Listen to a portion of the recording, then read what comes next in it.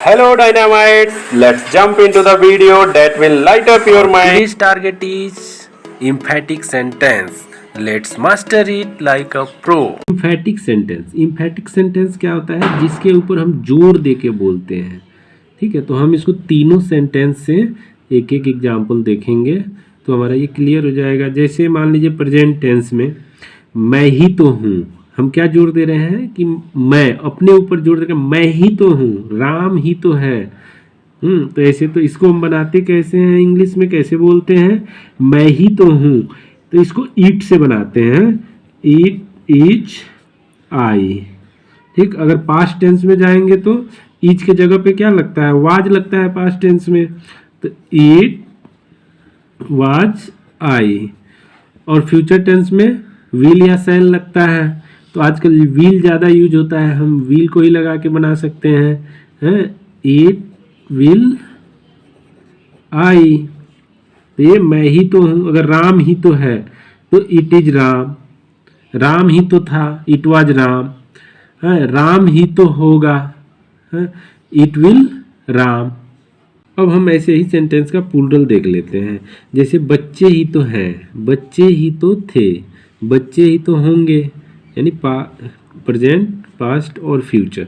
तो यहाँ पे दोनों चीज़ चेंज हो जाता है। जैसे सब्जेक्ट में हमने ईट लगाया है और ईट के साथ इज आता है, वैसे ही यहाँ पे चेंज हो जाएगा। ईट का प्लूरल क्या होता है, दीज। तो हम इसको क्या बना सकते हैं, THES, दीज। और इज के जगह पे क्या आ जाएगा इसका प्लूरल, आर, और चिल्ड्रेन। तो ये क्या हो गया, दीज आर चिल्ड्रेन। ऐसे ही पास्ट में क्या हो जाएगा, these where children, these where children.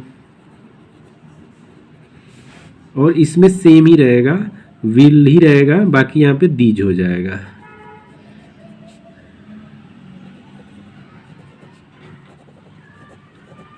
Clear हो गया होगा एक तरह का इम्फैटिक सेंटेंस जिसमें हम जोड़ दे रहे हैं मैं ही तो हूँ। एक दूसरे तरह का हम इम्फैटिक सेंटेंस देख लेते हैं, जैसे कि मैं जाता तो हूँ, मैं खाता तो हूँ, वह पढ़ता तो है, राम पत्र लिखता तो है। तो इसको हम कैसे बनाते हैं? जैसे जनरली अगर मान लीजिए कि मैं खाता तो हूँ, तो नॉर्मल हम कैसे बनाते हैं, आई ईट, मैं खाता हूँ। लेकिन यहाँ पे जोर किस पे आ रहा है, मैं खाता तो हूँ, मतलब हम इस सेंटेंस में क्या कर रहे हैं, जोर दे रहे हैं।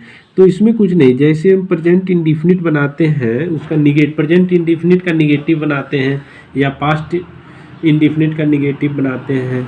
ठीक, तो हमारे पास हेल्पिंग वर्ब जो आता है, उसी हेल्पिंग वर्ब को विदाउट नॉट हम यूज कर देंगे, तो हमारा इसका सेंटेंस बन जाएगा। जैसे मैं खाता तो हूँ, तो क्या बनाएंगे, आई, और हेल्पिंग वर्ब क्या यूज होता है प्रेजेंट इंडिफिनिट के निगेटिव सेंटेंस में, डू या डज। तो आई के साथ डू लगेगा, तो आई डू इट।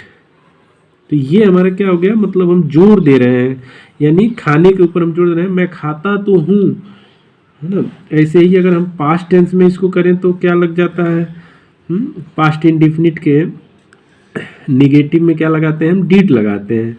तो आई डिड ईट। और फ्यूचर में कुछ ज़्यादा अंतर नहीं, बिल्कुल सेम ही रह जाएगा, I will eat.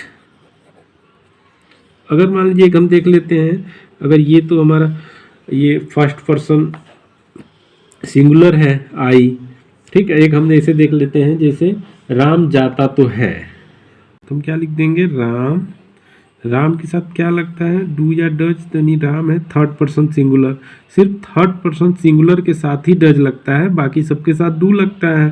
Present indefinite का निगेटिव बनाने के लिए डू नॉट लगाते हैं या डज नॉट लगाते हैं, तो हमें नॉट नहीं लगाना है इसमें। तो राम डज गो, ठीक। और इसमें पास्ट टेंस में क्या हो जाएगा, सेम इसी का, राम। और एक चीज़ देखिए, यहाँ पे राम जाता तो है, यानी यहाँ पे तो सिर्फ हम डी लगा देंगे, क्योंकि डीड सबके साथ लगता है, इसमें कोई चेंजिंग नहीं होता है, राम डिड गो। सेम वैसे ही फ्यूचर में भी कोई चेंजिंग नहीं होगा, राम विल गो। इसमें अगर कोई ऑब्जेक्ट हो तो इसके बाद आ जाएगा। जैसे राम स्कूल जाता तो है, तो हम क्या लिख देंगे, Ram does go to school. Ram school जाता तो था, Ram did go to school.